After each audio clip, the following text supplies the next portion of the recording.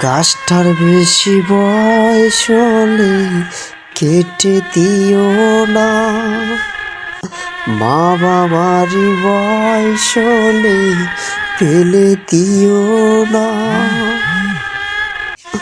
তোমার জন্য ছায়া হইয়া আছে তোমার মা বাবা, টাকা পয়সা না দিতেও পারলে কিন্তু তোমার জন্য রে আল্লাহর কাছে চাইয়া যেন দুয়া কইরাই দিবে, দুয়া কইরাই দিবে। সন্তান যেন সুস্থ থাকে, ভালোই যেনই থাকে, সেই কামনা করবে যেন মা বাবা যেন রে, মা বাবা যেন।